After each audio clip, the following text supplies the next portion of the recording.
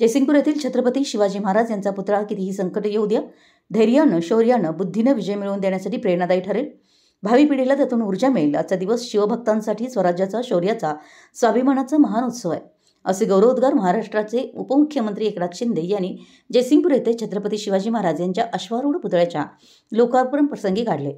यावेळी पुढे बोलताना उपमुख्यमंत्री एकनाथ शिंदे म्हणाले की छत्रपती शिवाजी महाराज यांचा अश्वारूढ पुतळा उभा करण्यासाठी पुढाकार घेऊन तो आपल्या जन्मदिनी लोकार्पण करण्याचं काम आमदार डॉक्टर राजेंद्र पाटील यड्रावकरांनी केलं. त्याबद्दल त्यांचं मी अभिनंदन करतो.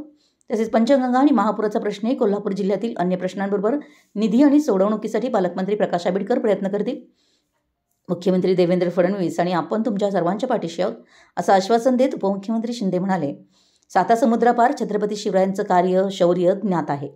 देश आणि जगात जयंती साजरी केली जाते आणि विचार घेतले जातात, असं सांगत त्यांनी छत्रपती शिवाजी महाराजांचं शौर्य, स्वराज्य स्थापनेचा हेतू, महाराजांची कीर्ती, रयतेप्रती असलेली त्यांची भूमिका मांडली.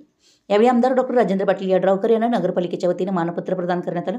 आरंभी सकाळी छत्रपती शिवाजी महाराजांच्या पुतळ्याचं पूजन शहरातील 10 जोडपे माजी नगराध्यक्ष संजय पाटील यड्रावकर, त्यांच्या पत्नी नीतू पाटील यड्रावकर यांच्या हस्ते शिवतीर्थाची वास्तुशांती व पूजन होमहवन करण्यात आलं होतं. खासदार श्रीमंत छत्रपती शाहू महाराज, खासदार धैर्यशील माने, आमदार राजेंद्र पाटील यड्रावकर यांनी मनोगत व्यक्त केली. IAS अधिकारी अदिती चौगुले, प्रीती मेंढगुले, अदिती जाधव, प्रशांत मयेकर, विक्रम गायकवाड यांचा सत्कार उपमुख्यमंत्री एकनाथ शिंदे यांच्या हस्ते झाला. पालकमंत्री आंबेडकर, आमदार चंद्रदीप नरके, आमदार अशोकराव माने, मुख्याधिकारी आणि समारंभाच्या निमंत्रक टीना गवळी, स्वरूपा पाटील यड्रावकर, अनिल तथा सावकारमाद नाईक, गोकुळचे संचालक मुरलीधर जाधव, शिवसेनेचे जिल्हाप्रमुख रवींद्र माने, असलम फराज, बबन यादव, रामचंद्र डांगे व अन्य प्रमुख उपस्थित होते. समारंभानिमित्त जयसिंगपूर शहर भगवामय झालं होतं. अफाट विद्युत रोषणाई करण्यात आली होती. फुलांची सजावट आणि उधळणी मोठ्या प्रमाणात झाली. भगवे ध्वज आणि घोषणांनी शहर शिवमय झालं होतं.